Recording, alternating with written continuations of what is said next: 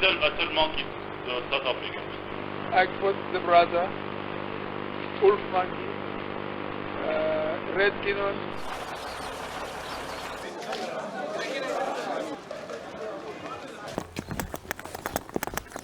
These were all sold the first day. Yeah. Wolf monkeys.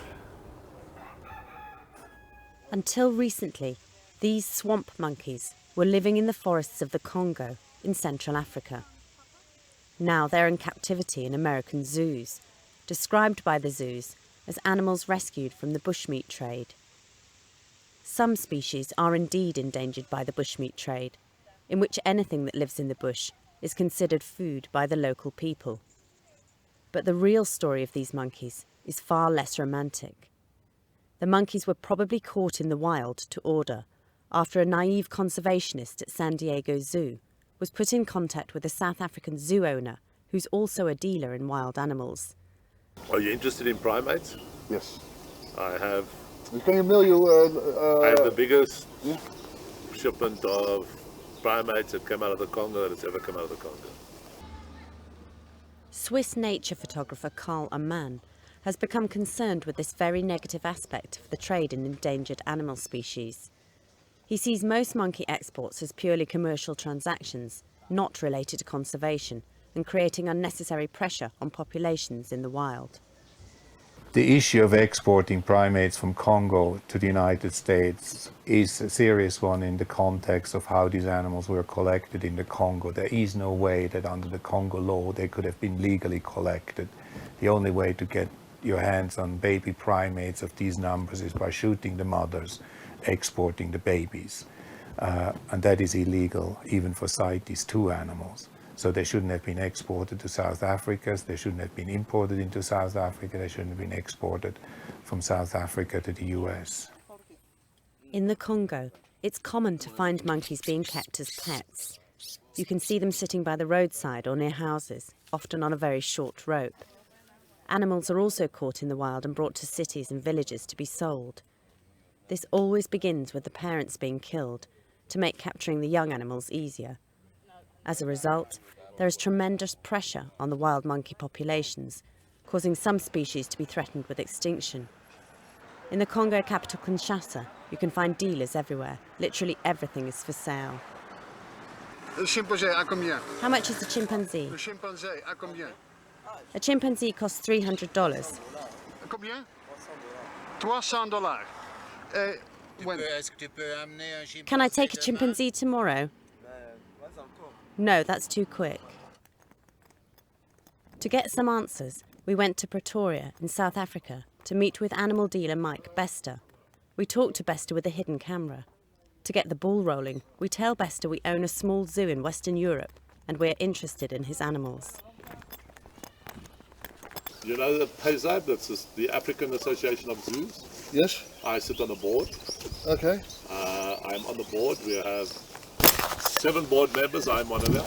Okay, so that's very I'm highly responsible. Well, exactly. And the authorities, when they have any zoo problems, they actually come to us. Okay, that's a good combination. So you're a zoo and broker at the same time. Correct. This is the primates. What a good quality, huh? Yeah. Red-tailed spot nose. Also sold already? Yeah. The ones I'm showing you now all going to San Diego Zoo in America. These are sold, but I have some that aren't sold. These were 80,000 rand a pair. Yeah, that's how many euro? That's 1,000. so 10,000. 10,000 euro. Yeah. People bought them very, very quickly. Yeah. Because it's all new bloodlines. It's all out of the wild. Everyone. Everyone is out the wild from the bushmeat markets. We had to build a quarantine station in the Congo, and that's not easy. We had to get the land, we had to get all the materials, we had to build a quarantine station. So now we go looking for the Congolese seller who sold the monkeys to Mike Bester. Kinshasa is a heavily populated city with millions of inhabitants. The centre looks very Western, with skyscrapers and office complexes. But those who leave the centre and go to the outskirts of the city see a totally different picture. It's not safe to hang around with a hidden camera in a country like Congo. If you're discovered in an area like this, you'll be in deep trouble, and that's an understatement. everywhere in the local markets, you can see smoked monkey meat. Every animal is eaten, but monkey meat is the most prized in the Congolese kitchen.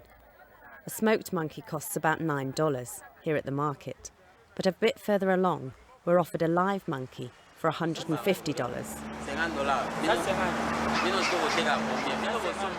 By asking around, we soon find Alex Bajangi, the animal trader who deals with Mike Bester. Once again, we act as interested buyers, and quickly we hear the story about the large monkey sale to Mike Bester. I export to South Africa. How much? 150 pairs. My customers are from South Africa. This monkey's going to the USA for 400,000. 400,000 for 10. A black mangabe I sell for 3,500. My price okay? The Debraza monkey I sell for 3,000. My price okay? And from South Africa, I find the buyers from the USA.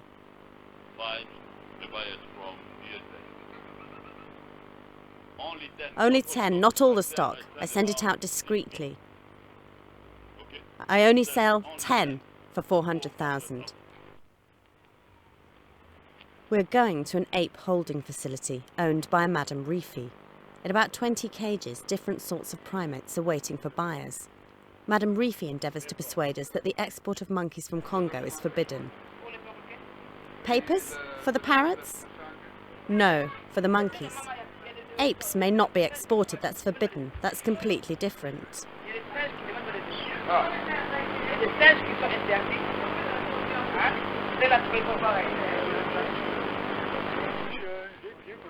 An export licence is not that easy to get. Later on, we're introduced to Martin Bayard, one of the trading partners of Mike Bester in South Africa. You also sell monkeys? Yeah, I have got the monkey, yeah. You also export before?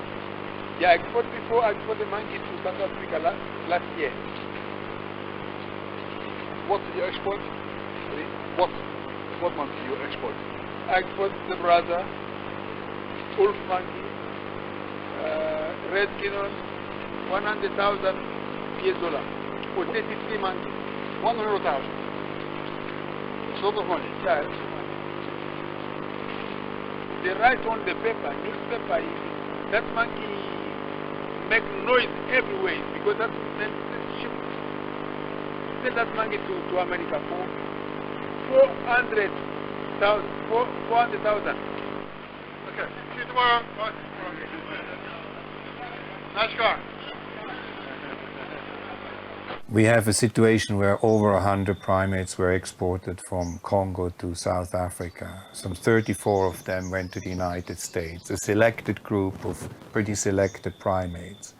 To me, that's a clear indicator that this was an order, a very specific order from a very specific zoo facility who needed certain animals to a specific dealer who they knew who could get these animals, who then went to a dealer in Kinshasa, who then got people to go out and get these primates based on a very specific order.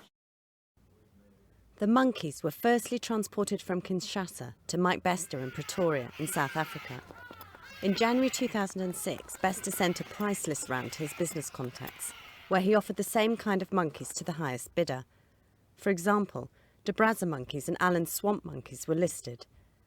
Mike Bester is a registered animal dealer and sells exotic animals all over the world. 7 elephants, 4 white rhino, 4.2 cheetah, and those birds going to America. This is for animal for Taiwan. Here's the permits for primates to go to Czechoslovakia. This is all the monkeys going to America. 6 American zoos bought 33 of Mike Bester's wild apes for $440,000 to strengthen the genetic population in their zoos. The Congolese and South African authorities assisted with these transactions by saying that these monkeys were saved from the bushmeat market. At that time, the zoo's story was supported by the American press. But in fact, although on the South African export documents the monkeys are still described using the letter W for caught in the wild. On the American import documents, animals were accidentally shown with a totally different status, C for born in captivity. In this case, the US Fish and Wildlife declares them as the source, C being captive bred, which they clearly were not, and everybody admits to that. Of course, there's a huge difference in exporting captive bred versus wild-caught animals. Then the country of origin is listed as ZA, which is South Africa. The country of origin is clearly DRC, and they were clearly imported into South Africa with the intent to re-export. Karl Ammann wanted to know whether Martin Bayar, the animal dealer in Kinshasa, really had got all the necessary permits from the Congolese government. I got it. I have everything in my office. What about the capture permits and the permit d'origine? Everything I got it. Don't give us trouble. See, I write the paper to Koitaki, and then Koitaki sent the paper to Martin Bashir. Machine give me the answer, a reply to export that money. Ammann travels to Kinshasa to find a Miss Bashiki. According to the trader Martin Bayar, she is the person who signed the export documents the previous year, when she was the head of the scientific committee of the Congolese ministry responsible for nature conservation. I am sure that the Institute has a record of everything, and it seems that there was no export permit given. Ammann is none the wiser about who signed the paperwork. Now he wants to speak to the current director of the Institute of Nature Conservation. The ICCN is part of the Congolese Ministry for Bush Matters and is the only government department that can make decisions about animal export. There were different numbers mentioned. There was talk of 30, but also of over 300 and other numbers. I'm certain that I didn't give any permits for the export of monkeys or primates, either without my knowledge or being completely informed. It's not easy to find truth in this enormous land. The traders try to convince us that they have all the licenses, but those who are said to have officially signed the papers deny their involvement. Who is not telling the truth? It's difficult to find that out in the Congo. The government exists only on paper. People have to fend for themselves here to make sure they have money and food, and often the food, and therefore the money, are to be found in the bush. That's the way it works here. Ammann decides to ask Mike Bester for an official reaction. Was the monkey export to the American zoos a commercial transaction or a noble deed to save the animals?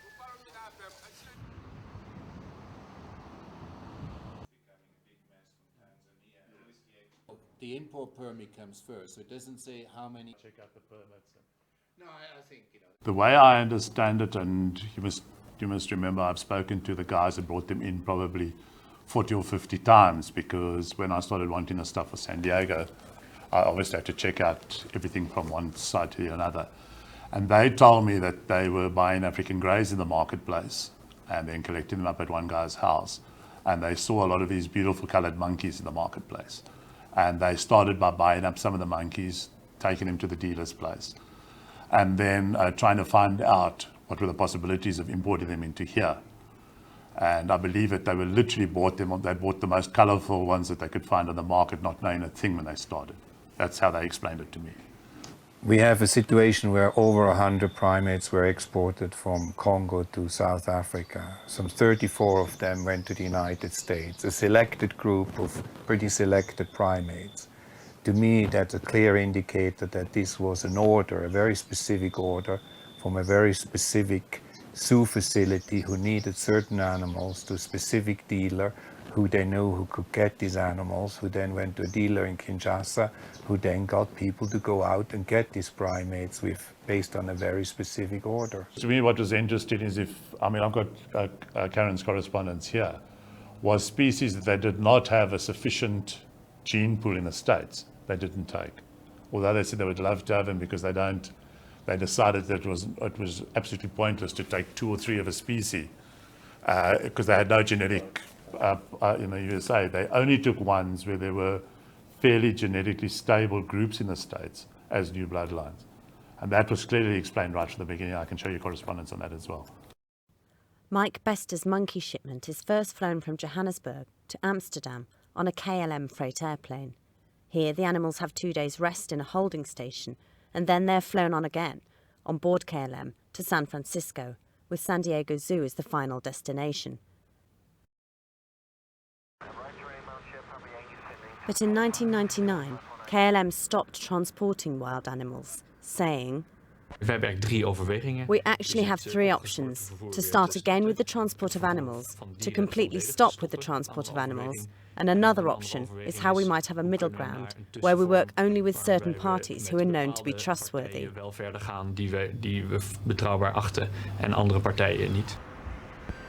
The last option, trustworthy partners, is the back door through which the Congolese monkeys can be transported to America. KLM does transport wild animals when they go from zoo to zoo. The dealer, Mike Bester, in South Africa, is legally the owner of a dealership and sits on board a zoo. KLM declined to respond on camera, but sent a written explanation of the transportation of monkeys. KLM accepts animals which are caught in the wild for transportation to and between accredited zoos. Mike Bester is an accredited zoo. KLM goes on to say, "In recent years, we have accepted increased numbers of animals from Bester Birds and Animals and other accredited zoos." Bart Staes, a member of the European Parliament, has been active for months with this so-called bushmeat affair and has asked critical questions of the European Commission. Ik vind dat KLM een heel dubieuze rol speelt. I think KLM is playing a dubious role. I've sought clarification and I wrote them a letter, and in each case KLM says they work with Mike Bester. I'll read a bit of their reply. They say literally to me, "In recent years we've accepted increased numbers of animals from Bester Birds and Animal Zoo Park, from the De Wild Zoo Park and other parks and related zoos."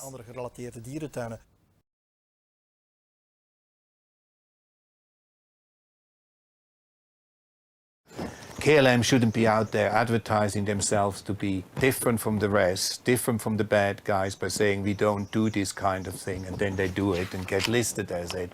So it's hypocrisy, and they should be exposed for it, so they hopefully don't do it again. Either they take this sign down and say, okay, we are part of the lot of people who are exporting wild-caught wildlife, or they should not do it. Besides the confusion about the licenses and the documents of origin, there's also the matter of the necessary CITES documents. CITES regulates the trade in endangered flora and fauna in 171 countries, and the Congo is a signatory to this conservation agreement. The exported Congolese monkeys therefore fall under the protection of the CITES agreement and cannot be exported without relevant permission. However, it seems that something's gone wrong with the export of monkeys, because this programme's written request for an interview with CITES was refused, for the reason that CITES is in discussion with the Congolese authorities. The question of who exactly gave permission in the Congo remains unanswered. We've got our hands on documents which prove what CITES is. And even the CITES people themselves in Congo have their doubts about how it all works in Congo. There must always be scientific advice, for example, before removal is possible. Something happened in this case. We know of statements from people who say, look, we can't really check the Congo situation. Either because there's a war going on or there are uprisings, there's no democracy. It's a massive country. So it's not all that simple. Er zijn onrusten, er is geen democratie, het is een immens groot land, dus het is allemaal niet zo eenvoudig. I do have some animals here, but as primates always appear sad regardless of the side of the cage when you've got bars in between a camera and there, I will certainly show them to you. I prefer to do it without a camera, please. Okay.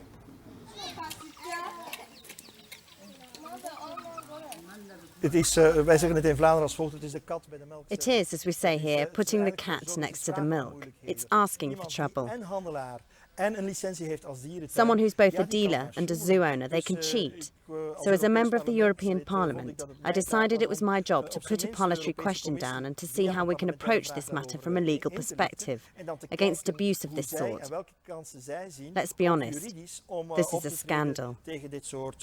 Misbruiken, tegen dit soort laat het ons toch ook maar klaar en duidelijk zeggen tegen dit soort schandalen.